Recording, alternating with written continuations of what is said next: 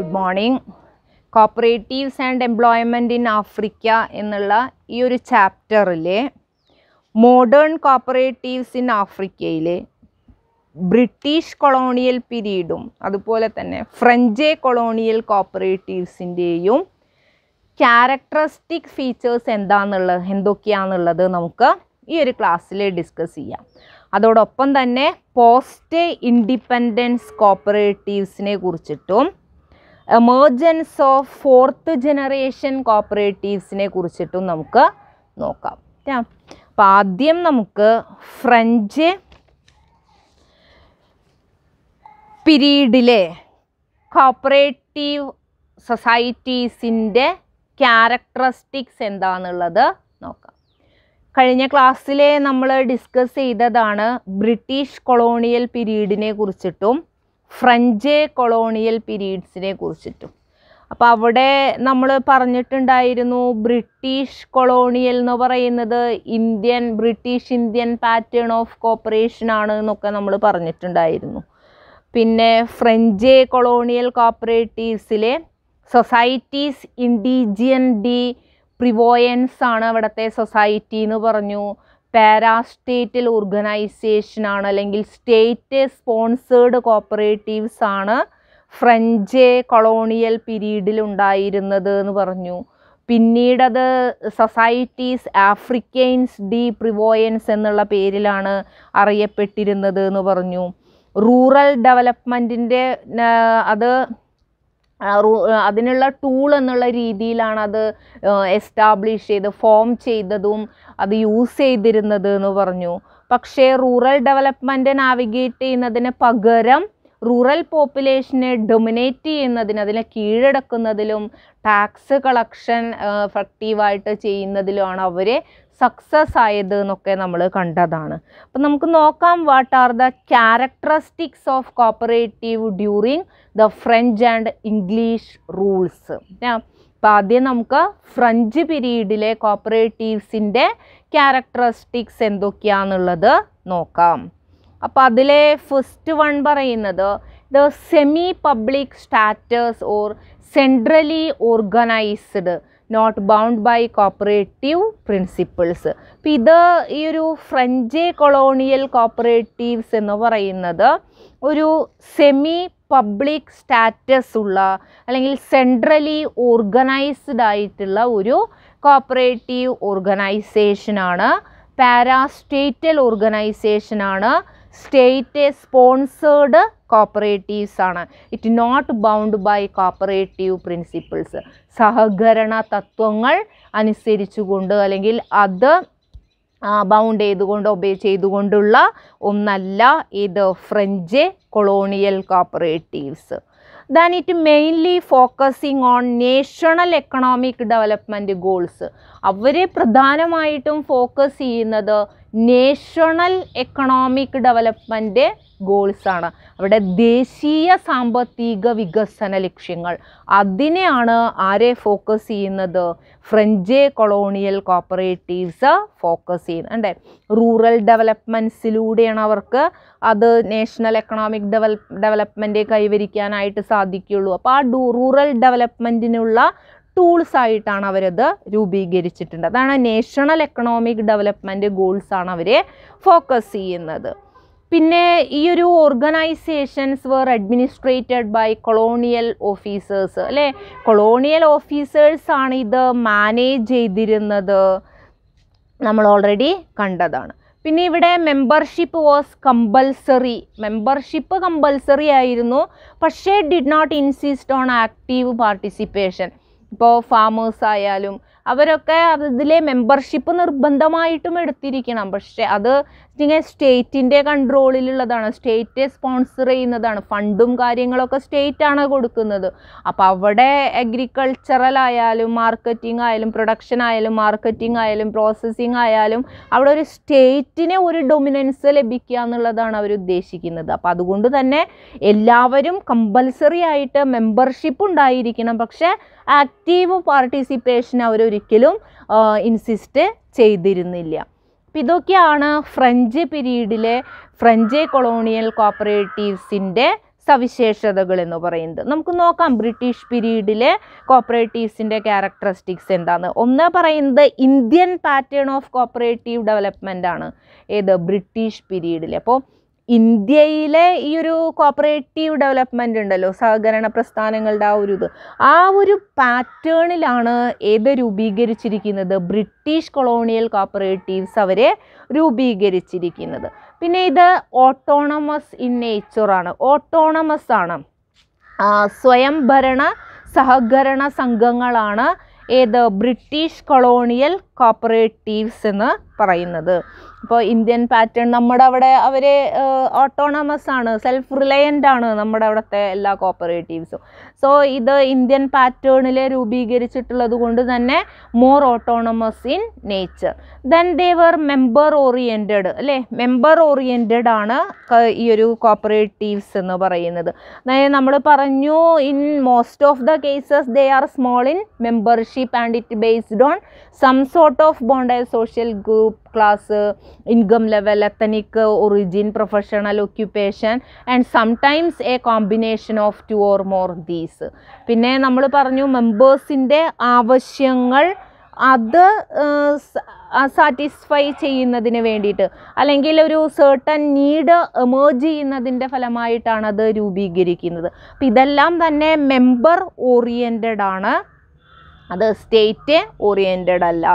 Then fourth one പറയുന്നത് ഇപ്പോൾ French colonial കോപ്പറേറ്റീവ്സുമായിട്ട് compare ചെയ്യുമ്പോൾ ഈ ഒരു കോപ്പറേറ്റീവ്സ്, ബ്രിട്ടീഷ് കോപ്പറേറ്റീവ്സ് അത് അസിസ്റ്റ് ചെയ്തിരുന്നത് കൊളോണിയൽ ഗവൺമെൻറ് തന്നെയാണ്. പക്ഷേ ഒരു സിസ്റ്റമാറ്റിക് വേയിൽ അവരതിനെ സഹായിച്ചിരുന്നു. ഇപ്പോൾ ഫ്രഞ്ച് കൊളോണിയലെ കംപ്ലീറ്റ് മാനേജ്മെൻറ്റും അഡ്മിനിസ്ട്രേഷനും ഒക്കെ കൊളോണിയൽ ഓഫീസേഴ്സാണ്. പക്ഷേ British cooperatives were assisted by colonial government in a systematic way. ഇത് മെമ്പർ ഓറിയൻറ്റഡ് ആണ്, പക്ഷേ ആരുടെ? ഒരു സിസ്റ്റമാറ്റിക് വേയിലെ ഒരു എന്താ പറയുക, കൊളോണിയൽ ഗവൺമെൻറ്റിൻ്റെ ഒരു അസിസ്റ്റൻസ് ഇതിനെ ലഭിച്ചിരുന്നു. പിന്നെ ഇതിൻ്റെ മറ്റൊരു സവിശേഷത എന്ന് പറയുന്നത് they were of temporary nature for an initial period of guidance and supervision. അപ്പോൾ ഈ ഗൈഡൻസിൻ്റെയും സൂപ്പർവിഷൻ്റെയും ഒക്കെ ഇതിൻ്റെ ഇപ്പോൾ മീൻസ് ഒരു ഇനീഷ്യൽ പീരീഡ്, അതിൻ്റെ പ്രാരംഭഘട്ടത്തിൽ ഇത് എങ്ങനെയാണ്? ഒരു ടെമ്പററി നേച്ചറിലുള്ളതാണ്, താൽക്കാലിക സ്വഭാവമുള്ളതാണ്. അപ്പോൾ ഇതൊരു ടെമ്പററി ഓർ നേച്ചുറൽ ആയിരുന്നു അതിൻ്റെ ഇനീഷ്യൽ പീരീഡിലെ വന്നിരുന്നത്. ദെൻ ഇതിൻ്റെ ഈ ഒരു ബ്രിട്ടീഷ് പീരീഡിൻ്റെ മറ്റൊരു പ്രത്യേകത എന്ന് പറയുന്നത് they were set to encourage development of self reliant economically viable cooperatives അല്ലേ. ഇപ്പോൾ ഒരു സെൽഫ് റിലയൻ്റ് ആയിട്ടുള്ള, അതായത് സ്വാശ്രയം, സ്വന്തമായിട്ട് നിൽക്കാൻ കഴിയുന്ന, അതിനല്ലേ നമ്മൾ സെൽഫ് റിലയൻ്റ് എന്ന് പറയുന്നത്. ഇപ്പോൾ ഒരു സെൽഫ് റിലയൻ്റ് ആയിട്ടുള്ള, എക്കണോമിക്കലി വയബിൾ ആയിട്ടുള്ള, അതായത് സാമ്പത്തികപരമായിട്ട് പ്രോഫിറ്റബിൾ ആയിട്ടുള്ള, ലാഭമുള്ള, അപ്പോൾ എക്കണോമിക്കലി വയബിൾ ആയിട്ടുള്ള കോപ്പറേറ്റീവ്സിൻ്റെ ഡെവലപ്മെൻറ്റിനെ എൻകറേജ് ചെയ്യുക. അപ്പം അതിന് വേണ്ടിയിട്ട് സെറ്റ് ചെയ്തിട്ടുള്ളതായിരുന്നു ബ്രിട്ടീഷ് കൊളോണിയൽ പീരീഡിലെ കോപ്പറേറ്റീവ്സ്. അപ്പോൾ അവർ ഇത് സെറ്റ് ചെയ്തിരിക്കുന്നത് എങ്ങനെയാണ്? To encourage development of self reliant economically viable cooperative. അപ്പോൾ സ്വന്തം കാലിൽ നിൽക്കാൻ പറ്റാവുന്ന രീതിയിലുള്ള, സാമ്പത്തികമായിട്ട് പ്രോഫിറ്റബിൾ ആയിട്ടുള്ള, വയബിൾ ആയിട്ടുള്ള കോപ്പറേറ്റീവ് സൊസൈറ്റീസിൻ്റെ വികസനം. അപ്പോൾ അതാണ് ബ്രിട്ടീഷ് കോപ്പറേറ്റീവ്. അപ്പോൾ അത് സെൽഫ് റിലയൻ്റ് ആണ്, ഓട്ടോണമസ് ഓർ സെൽഫ് റിലയൻ്റ് ആണ് ഏത്? ബ്രിട്ടീഷ് പീരീഡിലെ കോപ്പറേറ്റീവ്സ്. ദെൻ നെക്സ്റ്റ് വൺ പറയുന്നത് ഈ ഒരു ബ്രിട്ടീഷ് പീരീഡിലെ കോപ്പറേറ്റീവ് അപ്പെക്സ് ഓർഗനൈസേഷൻ അവരെ രൂപീകരിച്ചിട്ടുണ്ട്. It could partly replace the red star. അത് റെഡ് സ്റ്റാറിനെ ഭാഗികമായിട്ട് റീപ്ലേസ് ചെയ്തുകൊണ്ടാണ് ഈ ഒരു കോപ്പറേറ്റീവ് അപ്പെക്സ് ഓർഗനൈസേഷൻ, ഈ ഒരു സിസ്റ്റം രൂപീകരിച്ചിരിക്കുന്നത്. അപ്പോൾ ഇത്രയൊക്കെയാണ് ഫ്രഞ്ച് പീരീഡിലെയും ബ്രിട്ടീഷ് പീരീഡിലെയും കോപ്പറേറ്റീവ്സ് തമ്മിലുള്ള അതിൻ്റെ ഒരു ക്യാരക്ടറിസ്റ്റിക് ഫീച്ചേഴ്സ്, അല്ലെങ്കിൽ ഇവ തമ്മിലുള്ള ഒരു കമ്പാരിറ്റീവ് സ്റ്റഡി ചോദിച്ചു കഴിഞ്ഞാലും നിങ്ങൾക്കിത് കൊടുക്കാവുന്നതാണ്. അപ്പം നമ്മൾ ഡിസ്കസ് ചെയ്തിട്ടുണ്ടായിരുന്നത് cooperatives in Africa through different പീരീഡാണ്. അതിലെ മോഡേൺ കോപ്പറേറ്റീവ്സിനെ കുറിച്ചാണ് നമ്മളിപ്പോൾ ഡിസ്കസ് ചെയ്യുന്നത്. ഈ ഒരു ക്ലാസ്സിലെ മോഡേൺ കോപ്പറേറ്റീവ്സിനെ കുറിച്ചാണ് നമ്മൾ ഡിസ്കസ് ചെയ്തിരുന്നത്. അപ്പോൾ മോഡേൺ കോപ്പറേറ്റീവ്സ് നമ്മൾ 2 വ്യൂസിലാണ് അല്ലെങ്കിൽ 2 ആംഗിളിലാണ് നമ്മളത് സ്റ്റഡി ചെയ്യുന്നത് എന്ന് പറഞ്ഞു. അതിലെ ഒന്ന് കൊളോണിയൽ കോപ്പറേറ്റീവ്സ് ആണ്. അപ്പോൾ ആ കൊളോണിയൽ കോപ്പറേറ്റീവ്സിലാണ് നമ്മൾ ഏത് രണ്ടും പറഞ്ഞത്, ഫ്രഞ്ച് കോപ്പറേറ്റീവ്സ് ആൻഡ് ബ്രിട്ടീഷ് കോപ്പറേറ്റീവ്സിനെ കുറിച്ചിട്ട് നമ്മൾ ഡിസ്കസ് ചെയ്തത്. അതിൻ്റെ ക്യാരക്ടറിസ്റ്റിക് ഫീച്ചേഴ്സ് തന്നെ ഒരു കമ്പാരറ്റീവ് സ്റ്റഡി ആയിട്ട് നമ്മൾ കണ്ടു.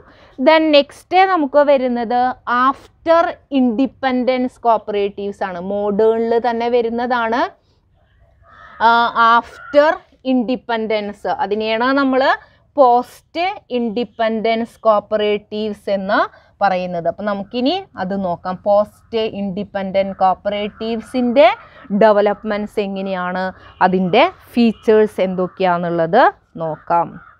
അപ്പോൾ ആഫ്രിക്കയിലെ ന്യൂലി ഇൻഡിപെൻഡൻറ്റ് ഗവൺമെൻറ് കോപ്പറേറ്റീവ്സിനെ ഐഡൻറ്റിഫൈ ചെയ്തിരുന്നത് ആഫ്രിക്കൻ സോഷ്യലിസം ഇംപ്ലിമെൻ്റ് ചെയ്യുന്നതിനുള്ള ഒരു ടൂളായിട്ടാണ്. അപ്പോൾ ആഫ്രിക്കൻ സോഷ്യലിസം ഇംപ്ലിമെൻ്റ് ചെയ്യുന്നതിന്, അത് നടപ്പിലാക്കുന്നതിനുള്ള ഒരു ടൂള് അതായിട്ടാണ് ഈ സഹകരണ സംഘങ്ങളെ ഈ ഒരു independent government of Africa identify ചെയ്തിരുന്നത്. അപ്പോൾ ഏകദേശം ഒരു 1960 to 1985 ആ ഒരു പീരീഡിലാണ് ഇത് വരുന്നത്.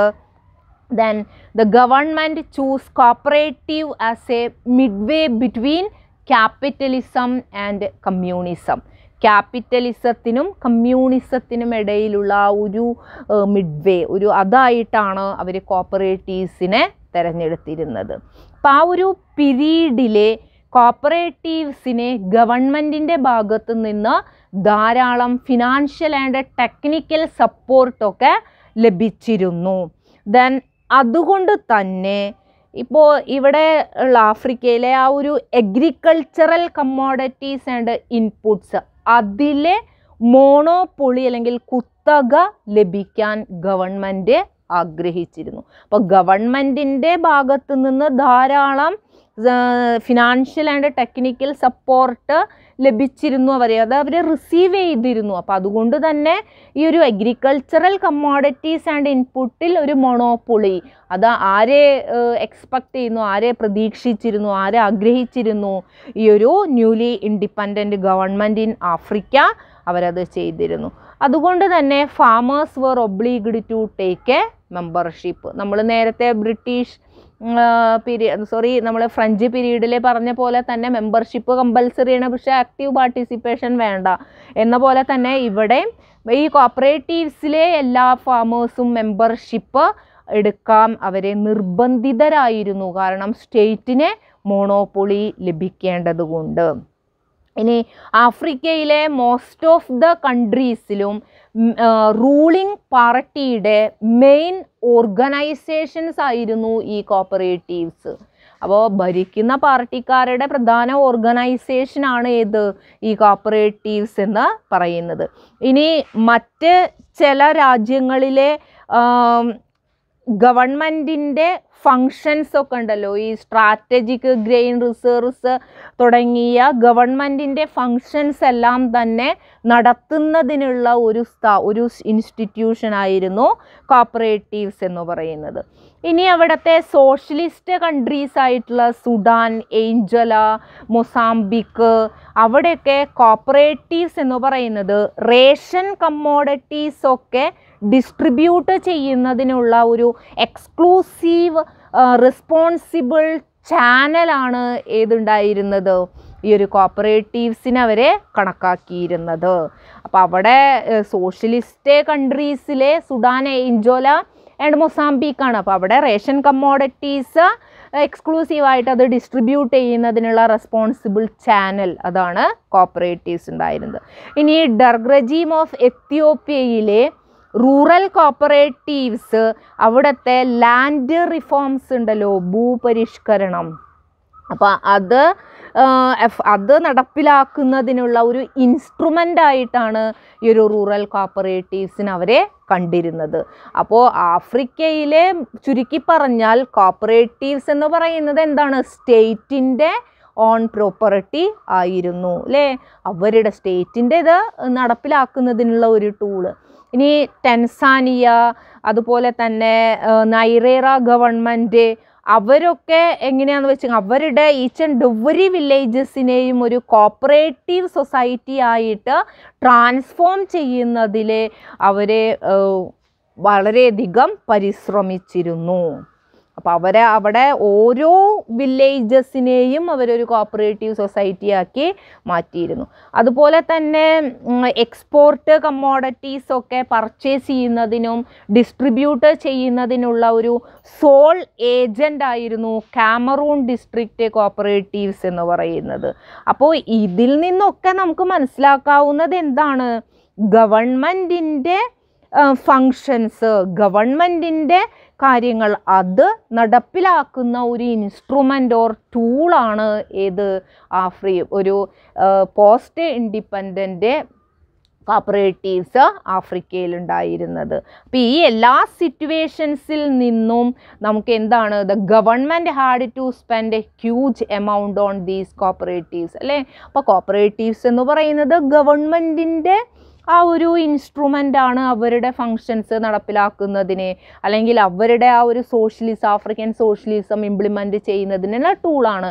So government spend a huge amount on these cooperatives, ഒരുപാട് എമൗണ്ട് ചെയ്തിരുന്നു. പക്ഷേ ഇതിലെ ഒരു ട്രാജഡി എന്ന് പറയുന്നത് എന്താണെന്ന് വെച്ച് കഴിഞ്ഞാൽ ഇവരെ ഒരുപാട് ഫണ്ടൊക്കെ കൊടുത്തിരുന്നു എന്ന് പറഞ്ഞു, ഒരുപാട് ഫണ്ട് ഈ കോപ്പറേറ്റീവ്സിന് വേണ്ടിയിട്ട് ഗവൺമെൻറ് സ്പെൻഡ് ചെയ്തിരുന്നു. അപ്പോൾ ഇതൊക്കെ സൂപ്പർവൈസ് ചെയ്യുന്നതിന് വേണ്ടിയിട്ട് അവരൊരു സൂപ്പർവൈസിങ് അതോറിറ്റീസിനെ സെറ്റപ്പ് ചെയ്തിട്ടുണ്ടായിരുന്നു. പക്ഷേ ദേ വർ വെരി ഇൻഎഫക്റ്റീവ്. ആ സൂപ്പർവൈസിങ് അതോറിറ്റി വളരെ ഇൻഎഫക്റ്റീവായിരുന്നു, അത്ര ഫലപ്രദമായിരുന്നില്ല, അല്ലെങ്കിൽ അത് കാര്യക്ഷമമായിരുന്നില്ല. അപ്പോൾ അതുകൊണ്ട് തന്നെ മെമ്പേഴ്സിൻ്റെ ആവശ്യങ്ങൾ മീറ്റ് ചെയ്യുന്നതിനും അതുപോലെ തന്നെ അവരുടെ സോഷ്യോ എക്കണോമിക് ബേർഡൻ റിഡ്യൂസ് ചെയ്യുന്നതിനും പകരം സ്റ്റേറ്റ് ബഡ്ജറ്റിനെ ഒരു ബാധ്യതയാവുകയാണ് ഈ കോപ്പറേറ്റീവ്സ് എല്ലാം തന്നെ ചെയ്തത്. അപ്പോൾ സൂപ്പർവൈസിങ് അതോറിറ്റി ഫലപ്രദമല്ലാത്തത് കൊണ്ട് അതിൻ്റെ പ്രവർത്തനം ഫങ്ഷനിങ് അത്ര എഫിഷ്യൻ്റ് ആയിരുന്നില്ല, അത്ര കാര്യക്ഷമമായിരുന്നില്ല.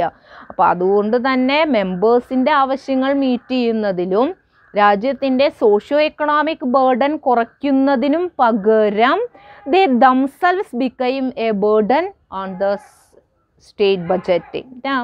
സ്റ്റേറ്റ് ബഡ്ജറ്റിനെ ബേർഡൻ ആവുക ചെയ്തത്. പക്ഷേ അതേസമയം തന്നെ അഗ്രികൾച്ചർ ഒഴികെ മറ്റ് പല ഫീൽഡുകളിലും ചില ജെന്യൂൻ കോപ്പറേറ്റീവ്സ് എല്ലാം തന്നെ വളരെ റിമാർക്കബിൾ ആയിട്ടുള്ള ഒരു സക്സസ് ഉണ്ടാക്കിയെടുക്കുകയും ചെയ്തു. അപ്പോൾ അഗ്രികൾച്ചറൽ ഫീൽഡിലെ കോപ്പറേറ്റീവ്സിനെ സക്സസ് ആവാനായിട്ട് ഒട്ടും കഴിഞ്ഞില്ല. പക്ഷേ അതല്ലാത്ത ഫീൽഡുകളിലെ ജെന്യൂൻ ആയിട്ടുള്ള കോപ്പറേറ്റീവ്സിനെ ഒരു റിമാർക്കബിൾ സക്സസ് ഉണ്ടാക്കിയെടുക്കാനായിട്ട് കഴിഞ്ഞിട്ടുണ്ടായിരുന്നു. ദെൻ അതിനുശേഷം 1980s 1980കളിൽ ആഫ്രിക്കയിലെ സ്ട്രക്ചറൽ അഡ്ജസ്റ്റ്മെൻറ്റ് പ്രോഗ്രാം സാപ്പ് എന്ന് പറഞ്ഞിട്ട് ഒരു പോളിസിയാണ് അവരുടെ അമേരിക്കൻ കൺട്രീസിൽ അവരുടെ ഗവൺമെൻറ് കൊണ്ടുവന്നിട്ട് ഒരു പോളിസിയാണ് സ്ട്രക്ചറൽ അഡ്ജസ്റ്റ്മെൻറ്റ് പ്രോഗ്രാം സാപ്പ്. ഇത് ഇമ്പോർട്ടൻ്റ് ആയിട്ടുള്ള ഒരു ടോപ്പിക്കാണ് കേട്ടോ. ഈ സ്ട്രക്ചറൽ അഡ്ജസ്റ്റ്മെൻറ്റ് പ്രോഗ്രാം നമ്മളിനി തുടർന്ന് വരുന്ന ഭാഗത്ത് ഇത് നമ്മൾ ഡീറ്റെയിൽഡ് ആയിട്ട് പഠിക്കും. എന്താണ് സ്ട്രക്ചറൽ അഡ്ജസ്റ്റ്മെൻറ്റ് പ്രോഗ്രാം എന്നുള്ളത് നമ്മൾ ഡീറ്റെയിൽഡ് ആയിട്ട് പഠിക്കും ഈ ഒരു ടോപ്പിക്ക് കേട്ടോ. പിന്നീട് നമ്മളത് ഡീറ്റെയിൽഡ് ആയിട്ട് പറയും. അപ്പോൾ 1980s ആഫ്രിക്കൻ കൺട്രീസ് ഈ സ്ട്രക്ചറൽ അഡ്ജസ്റ്റ്മെൻറ്റ് പ്രോഗ്രാംസും അതുപോലെ തന്നെ അതവരെ അഡോപ്റ്റ് ചെയ്തു.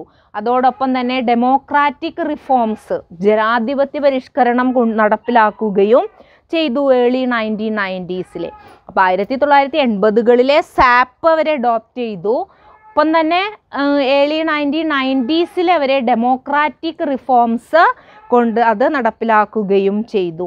അപ്പോൾ ഈ രണ്ടും സ്റ്റേറ്റ് കൺട്രോൾഡ് കോപ്പറേറ്റീവ്സിൽ വളരെ വലിയ സ്വാധീനം ചെലുത്താനായിട്ട് ഇതിനെ സാധിച്ചു എന്നാണ് പറയുന്നത്. അപ്പോൾ നമ്മൾ പറഞ്ഞു പോസ്റ്റ് ഇൻഡിപെൻഡൻറ്റ് കോപ്പറേറ്റീവ്സ് എന്ന് പറയുന്നത് സ്റ്റേറ്റിൻ്റെ കൺട്രോളിലാണ് ആ കോപ്പറേറ്റീവ്സ് എല്ലാം തന്നെ വന്നിരുന്നത്. അപ്പോൾ ഈ ഒരു സ്റ്റേറ്റ് കൺട്രോൾഡ് കോപ്പറേറ്റീവ്സിൽ ഒരു ഗ്രേറ്റ് ഇമ്പാക്റ്റ് ഉണ്ടാക്കാൻ ഈ രണ്ട് പോളിസീസിനും സാധിച്ചു. അതായത് സ്ട്രക്ചറൽ അഡ്ജസ്റ്റ്മെൻറ്റ് പ്രോഗ്രാമിനും അതുപോലെ തന്നെ ഡെമോക്രാറ്റിക് റിഫോംസിനും.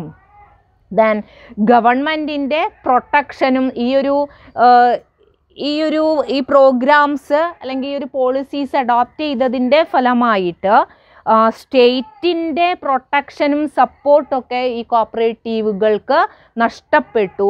അതേസമയം അതിലെ ഓരോ മെമ്പേഴ്സിനും അവരുടെ ഡെമോക്രാറ്റിക് റൈറ്റ്സിനെ കുറിച്ചിട്ടുള്ള അവരുടെ ജനാധിപത്യ അവകാശങ്ങളെ കുറിച്ചിട്ടുള്ള ഒരു ബോധം, ഒരു അവബോധം, അറിവ് അവർക്ക് നേടാനായിട്ട് ഇതിലൂടെ സാധിച്ചു. അപ്പോൾ ഈ സാപ്പ് വന്നതോടുകൂടെ സ്റ്റേറ്റ് കൺട്രോൾഡ് കോപ്പറേറ്റീവ്സിൻ്റെ എണ്ണം വളരെയധികം കുറയുകയാണ് ചെയ്തിട്ടുണ്ടായിരുന്നത്. കാരണം സ്റ്റേറ്റിൻ്റെ പ്രൊട്ടക്ഷനും സപ്പോർട്ടും, അതായത് ഫിനാൻഷ്യൽ ആൻഡ് ടെക്നിക്കൽ സപ്പോർട്ടൊക്കെ നഷ്ടപ്പെട്ടു, അല്ലെങ്കിൽ അത് ഒരുപാട് കുറഞ്ഞു.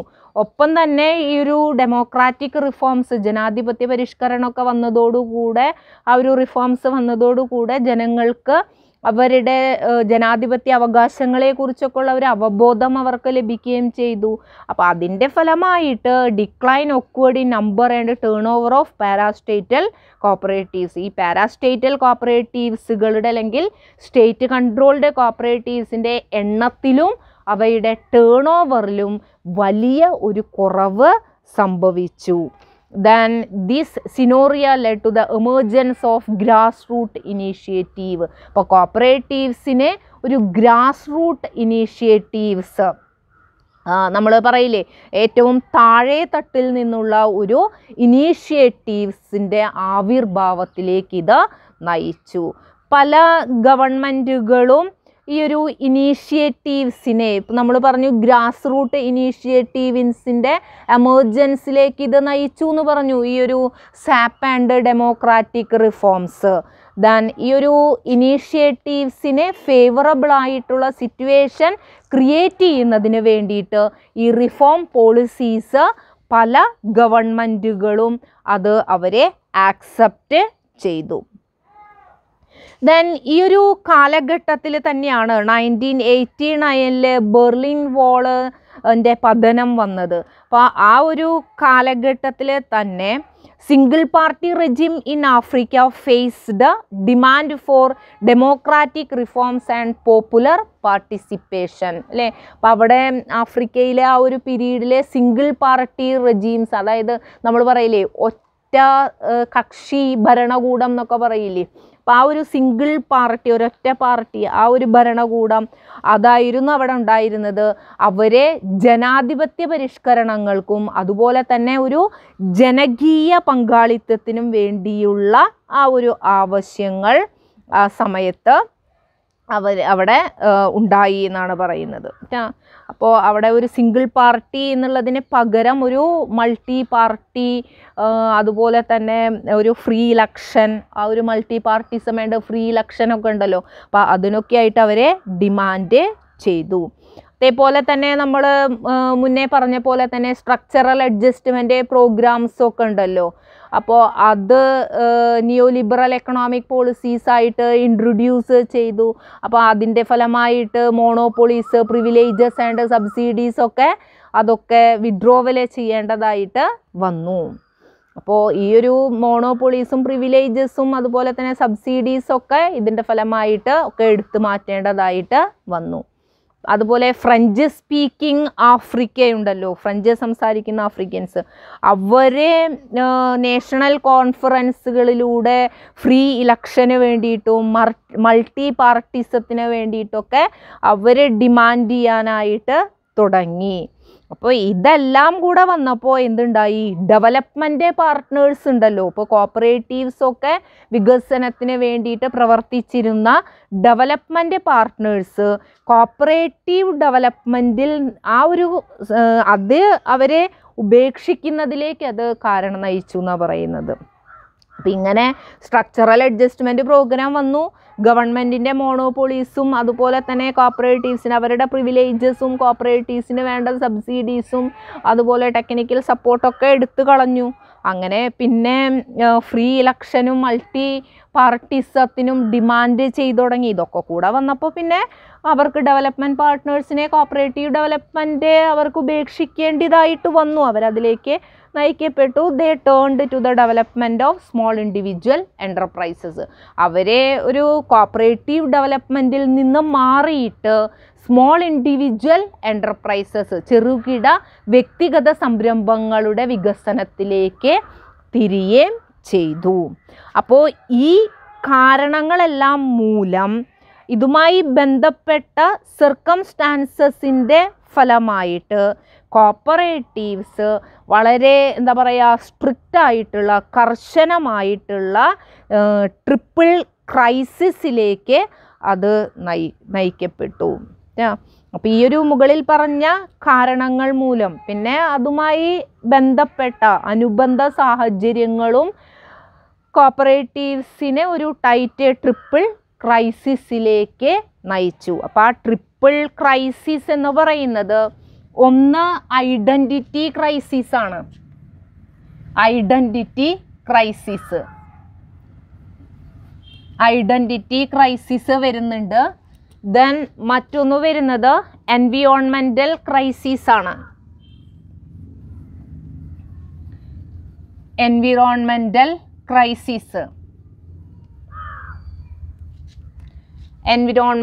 ക്രൈസിസ്. ദെൻ പിന്നൊന്ന് വരുന്നത് മാനേജ്മെൻറ്റ് ക്രൈസിസ് ആണ്. ഇങ്ങനെ 3 ക്രൈസിസ് ആണ് ഈ കോപ്പറേറ്റീവ്സ് ഫേസ് ചെയ്യേണ്ടി വന്നിരുന്നത്. ദെൻ അതിലെ ഐഡൻറ്റിറ്റി ക്രൈസിസ് എന്ന് പറയുന്നത് the cooperative happen to stay so only by norms and not at all by nature. അതായത് സ്വഭാവം അനുസരിച്ചിട്ടല്ല, പകരം നോംസ് ഓർ മാനദണ്ഡങ്ങൾക്കനുസരിച്ചിട്ട് വേണം ഏത് സ്റ്റേ ചെയ്യാനായിട്ട് ഈ കോപ്പറേറ്റീവ്സ് വരാനായിട്ട്. അപ്പം അതാണ് ഐഡൻറ്റിറ്റി ക്രൈസിൽ വന്നത്. സ്വഭാവത്തിനല്ല, നോംസിനനുസരിച്ചിട്ട് വേണം. അപ്പോൾ അതിലുള്ള പ്രശ്നങ്ങളാണ് ഐഡൻറ്റിറ്റി ക്രൈസിസ് എന്ന് പറയുന്നത്.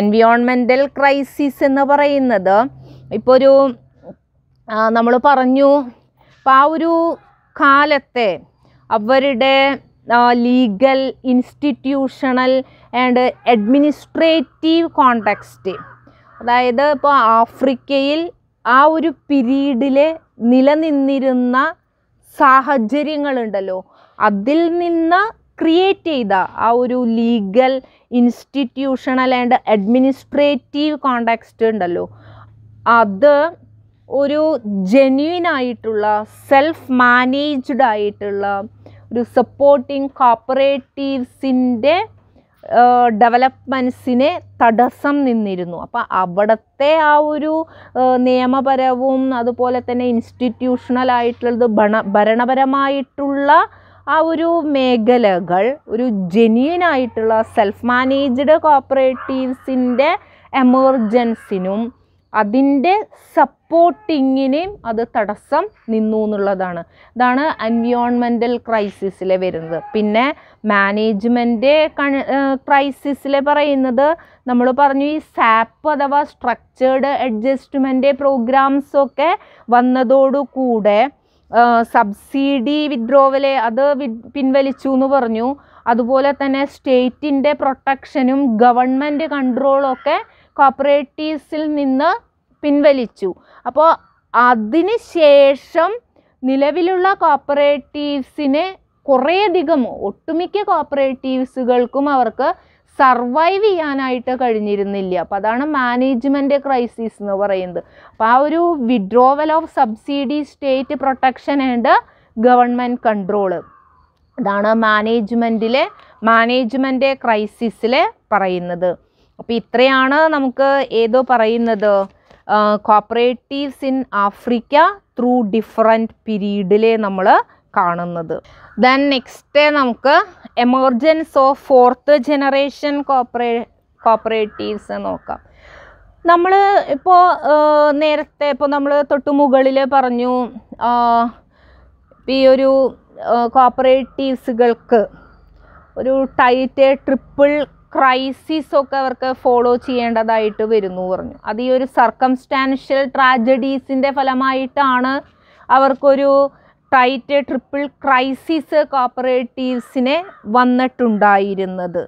അപ്പോൾ അതിൻ്റെ ഫലമായിട്ട് most of the state sponsored കോപ്പറേറ്റീവ്സും അതിൻ്റെ എണ്ണത്തിലും മെമ്പർഷിപ്പിലും അതുപോലെ തന്നെ എക്കണോമിക് ഇമ്പോർട്ടൻസിലും വളരെയധികം താഴേക്ക് പോയി.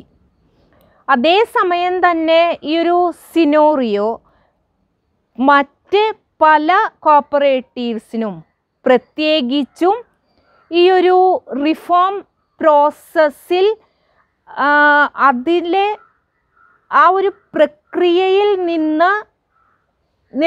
നിന്നിരുന്ന കുറച്ച് കോപ്പറേറ്റീവ്സ് ഉണ്ടല്ലോ, അവർക്കൊരു ഫിനിക്സ് ഇവല്യൂഷൻ അത് കാരണമാകുകയും ചെയ്തു.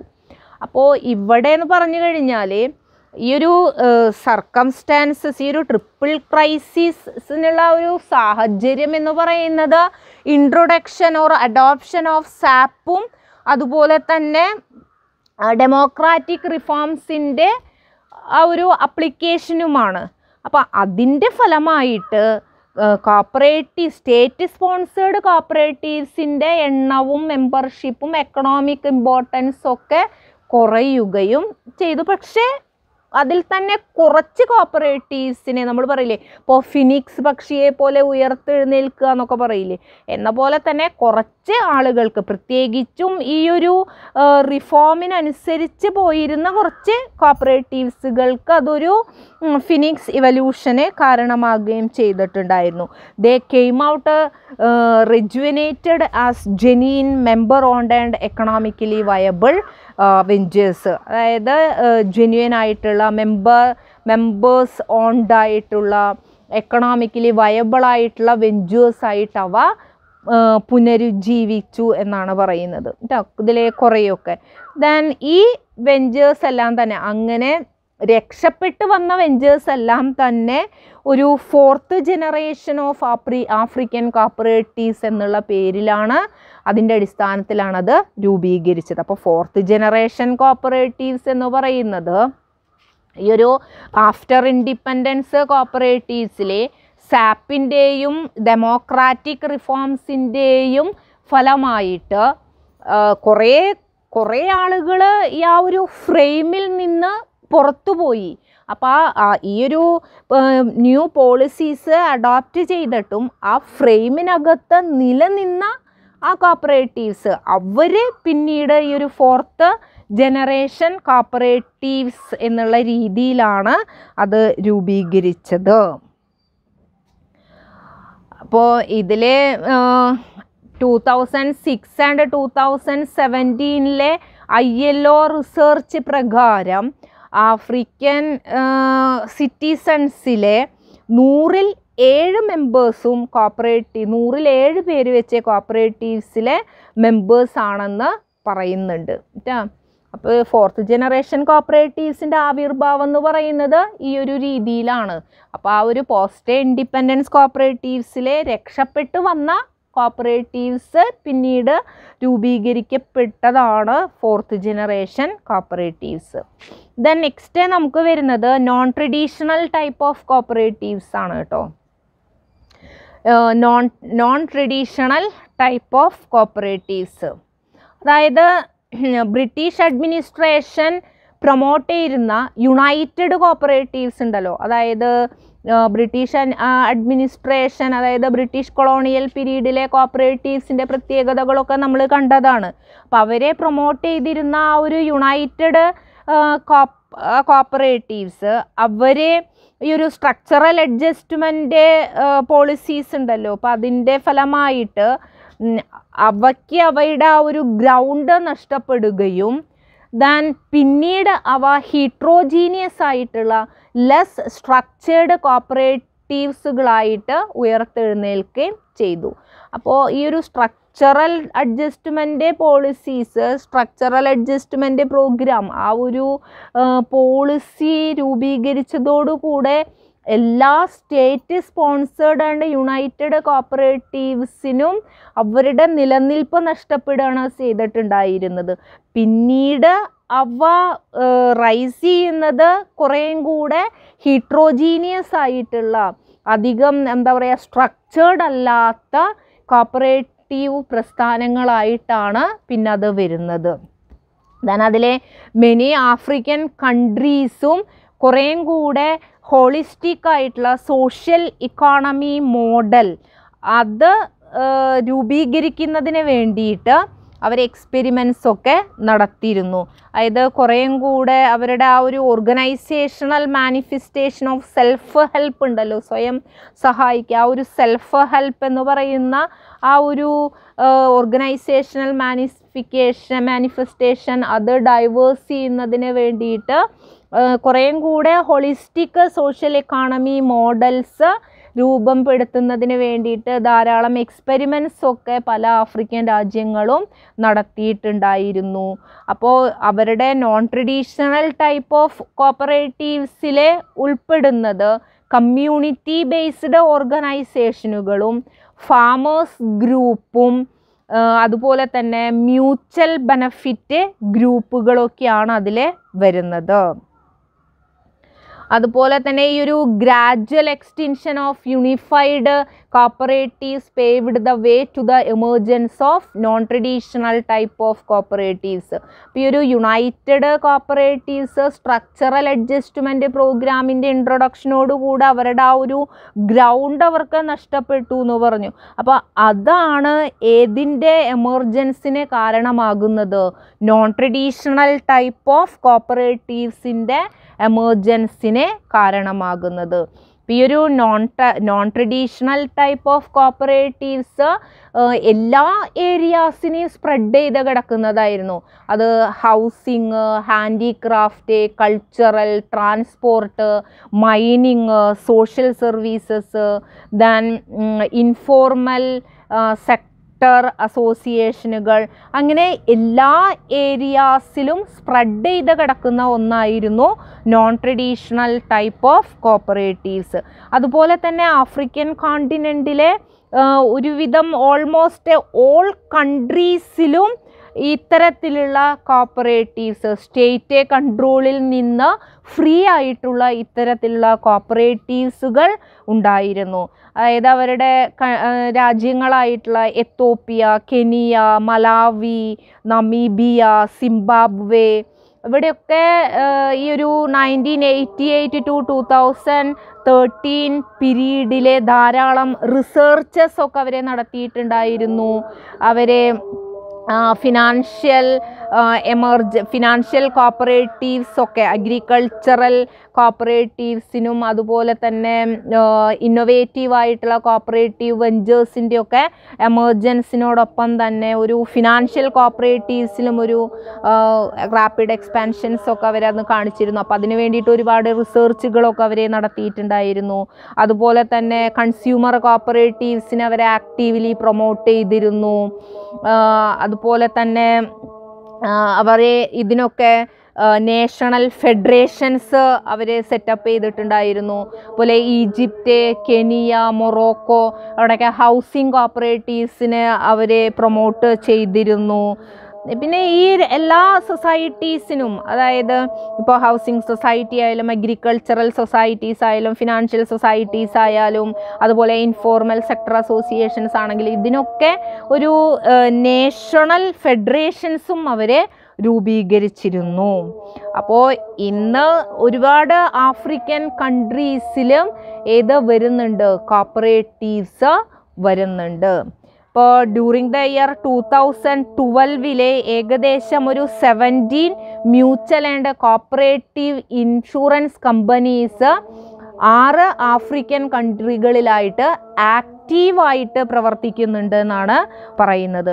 അതുപോലെ തന്നെ they covered almost 4.7 million peoples. അപ്പോൾ ഏകദേശം ഒരു 4.7 മില്യൺ ജനങ്ങൾ അതിൽ വരുന്നുണ്ട്. പിന്നെയും ആഫ്രിക്കയിലെ ഒരുപാട് മറ്റ് ടൈപ്സ് ഓഫ് കോപ്പറേറ്റീവ്സ് നമുക്ക് ആക്റ്റീവായിട്ട് കാണാൻ സാധിക്കും. അതായത് ആർട്ടിസൻസിൻ്റെ cooperative societies, then health care providers, pushcart operators, poultry growers തുടങ്ങി ധാരാളം കോപ്പറേറ്റീവ്സ് നമുക്ക് ആക്റ്റീവായിട്ട് കാണാനായിട്ട് സാധിക്കും ആഫ്രിക്കയിലെ.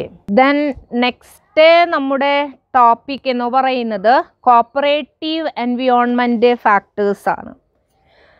അതായത് നമ്മൾ പറഞ്ഞു കോപ്പറേറ്റീവ് സിസ്റ്റത്തിന് അതിൻ്റേതായിട്ടുള്ള ചില എൻവിയോൺമെൻറ്റും ഇൻഗ്രീഡിയൻസ് ഒക്കെ വരുന്നുണ്ട്. സ്വന്തമായിട്ട് ചില എൻവിയോൺമെൻറ്റ് ആൻഡ് ഇൻഗ്രീഡിയൻസ് ഒക്കെ വരുന്നുണ്ട്. അതിലെ cooperative environment consist of those facts that create, provide and maintain the atmosphere for formation, functioning, management and existence of cooperatives. അല്ലേ, ഇപ്പോൾ കോപ്പറേറ്റീവ്സിൻ്റെ അല്ലെങ്കിൽ സഹകരണ സ്ഥാപനങ്ങളുടെ ഫോർമേഷൻ, അവയുടെ ഫങ്ഷണിങ്, ദെൻ അതിൻ്റെ മാനേജ്മെൻറ്റ്, ദെൻ അതിൻ്റെ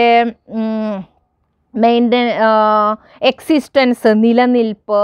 അപ്പോൾ ഇതിനൊക്കെയുള്ള ആ ഒരു അറ്റ്മോസ്ഫിയർ അത് പ്രദാനം ചെയ്യുന്നതും അത് മെയിൻറ്റെയിൻ ചെയ്യുന്നതിനും അല്ലേ. അപ്പോൾ ആ ഒരു ഈ ഒരു കോപ്പറേറ്റീവ്സിൻ്റെ ഫോർമേഷൻ, ഫങ്ഷണിങ്, ദെൻ അതിൻ്റെ മാനേജ്മെൻറ്റ് ആൻഡ് എക്സിസ്റ്റൻസ്, അപ്പോൾ അതിന് ആവശ്യമായിട്ടുള്ള ഒരു എൻവിയോൺമെൻറ്റ് പ്രൊവൈഡ് ചെയ്യുക, അത് മെയിൻറ്റെയിൻ ചെയ്യുന്നതുമായിട്ടുള്ള വസ്തുക്കൾ, അതിനെയാണ് നമ്മൾ കോപ്പറേറ്റീവ് എൻവിയോൺമെൻറ്റ് എന്ന് പറയുന്നത്. അപ്പം നമുക്ക് ഈ കോപ്പറേറ്റീവ് എൻവിയോൺമെൻറ്റ് നമ്മൾ ഡിസ്കസ് ചെയ്യുന്നത് പല ഹെഡുകളിലായിട്ടാണ്. കോപ്പറേറ്റീവ് ലെജിസ്ലേഷൻ, പ്രൊമോഷൻ പോളിസീസ്, അതുപോലെ തന്നെ cooperative development and employment promotion എന്നൊക്കെ പറഞ്ഞ് പല ഹെഡുകളിലായിട്ടാണ് നമ്മൾ കോപ്പറേറ്റീവ് എൻവിയോൺമെൻറ്റിനെ കുറിച്ച് ഡിസ്കസ് ചെയ്യുക. അപ്പോൾ അത് നമുക്ക് അടുത്തൊരു ക്ലാസ്സിൽ നോക്കാം. അപ്പോൾ ഈ ഒരു ക്ലാസ്സിൽ നമ്മൾ ഡിസ്കസ് ചെയ്തിട്ടുണ്ടായിരുന്നത് ഫ്രഞ്ച് കൊളോണിയൽ കോപ്പറേറ്റീവ്സിൻ്റെയും ബ്രിട്ടീഷ് കൊളോണിയൽ കോപ്പറേറ്റീവ്സിൻ്റെയും ക്യാരക്ടറിസ്റ്റിക്സ് ആണ്. അതോടൊപ്പം തന്നെ നമ്മൾ പോസ്റ്റ് ഇൻഡിപെൻഡൻറ്റ് കോപ്പറേറ്റീവ്സിനെ കുറിച്ച് ഡിസ്കസ് ചെയ്തിട്ടുണ്ടായിരുന്നു. ദെൻ അതിൻ്റെ ഒരു ട്രിപ്പിൾ ക്രൈസിസ് നമ്മൾ പറഞ്ഞു. Identity crisis, environmental crisis and management crisis. Then നമ്മൾ emergence of fourth generation cooperatives നമ്മൾ പറഞ്ഞു. Then non traditional type of cooperatives ഏതൊക്കെയാണ് ആഫ്രിക്കയിലെന്ന് പറഞ്ഞു നമ്മൾ. അതിലെ നോൺ ട്രഡീഷണൽ ടൈപ്പ് ഓഫ് കോപ്പറേറ്റീവ്സിലെ യുണൈറ്റഡ് കോപ്പറേറ്റീവ്സിന് പകരമായിട്ട് housing, handicraft, cultural, transport, mining, then artisan, health care providers എന്ന് പറഞ്ഞിട്ട് many type of cooperatives are actively seen in Africa. നമ്മളത് പറഞ്ഞതാണ്. ദെൻ നമ്മൾ കോപ്പറേറ്റീവ് എൻവിയോൺമെൻറ്റ് ഫാക്ടേഴ്സ് എന്താണെന്നുള്ളത് നമ്മൾ പറഞ്ഞു. എന്താണ് കോപ്പറേറ്റീവ് എൻവിയോൺമെൻറ്റ് എന്നുള്ളത് നമ്മൾ പറഞ്ഞിട്ടുണ്ടായിരുന്നു. അപ്പോൾ അടുത്തൊരു ക്ലാസ്സിൽ നമുക്ക് പുതിയൊരു ടോപ്പിക്കുമായിട്ട് വീണ്ടും കാണാം. Thank you.